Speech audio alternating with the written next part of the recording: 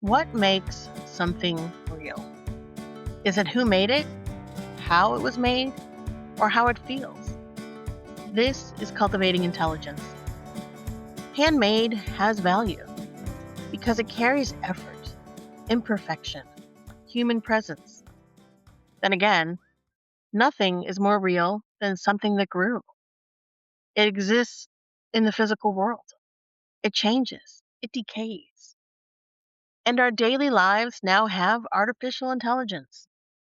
This is where things get complicated because it looks real, feels real, but we question it.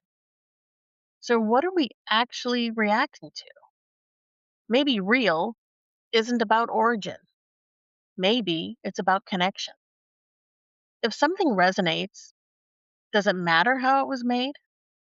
That's the tension we're navigating now, and it's not going away. We're entering a world where you can't tell how something was created, and that's making people uncomfortable because we've always tied realness to origin, human made, handmade, physical. But now, AI can generate something that looks real, feels real. So, what are we actually reacting to? Art feels real because it carries intention. Nature feels real because it exists physically. AI feels uncertain. So, maybe real isn't about how something is made. Maybe it's about how we connect to it. And that's a much harder thing to measure. I had a weird moment recently. I was looking at an image online and I genuinely couldn't tell if it was real. Not like, is this edited real? I mean, did a human make this? Did a camera capture it? Or did a machine generate it? And I just sat there for a second thinking, why does this bother me?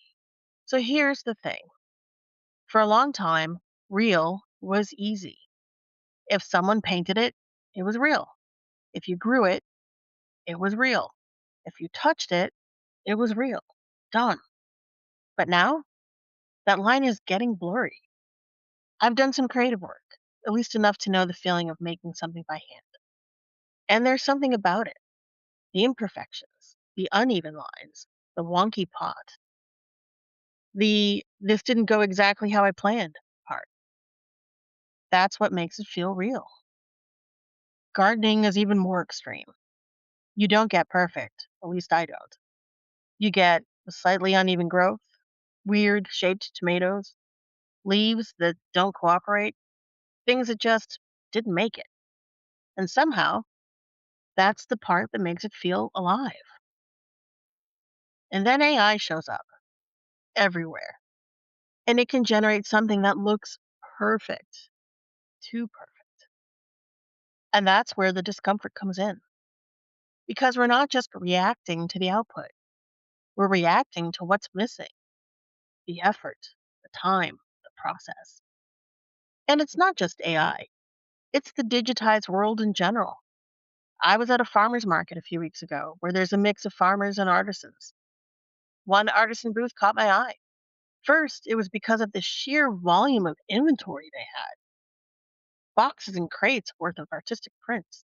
I like to buy local art, especially original art. I'll settle for a signed print if it's something I really like, and if the original isn't available or it's out of my budget range. One piece in particular caught my attention at this market. It was lovely. It was a signed print, a simple landscape, well composed, nice colors, and of a style that I really like. At first, I thought maybe the original had been done with colored pencil or possibly pastel. So I asked the artist, and the artist replied with a bit of a laugh that it had been done on her tablet while she was sitting in bed. Everything at her booth had been digitally mastered and digitally generated.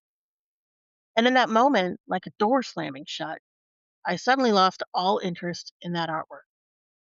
And I wonder if that's fair. Aren't pixels just another medium like paint, clay, or graphite?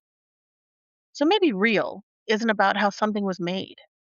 Maybe it's about whether we can feel the process behind it.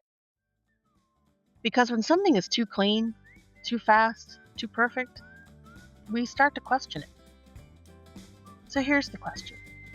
Are we redefining what's real? Or are we just becoming more aware of what mattered all along?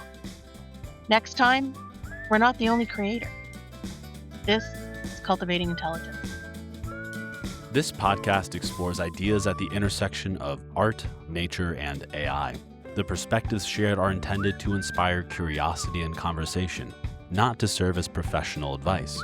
As with any evolving field, listeners are encouraged to think critically and seek additional perspectives.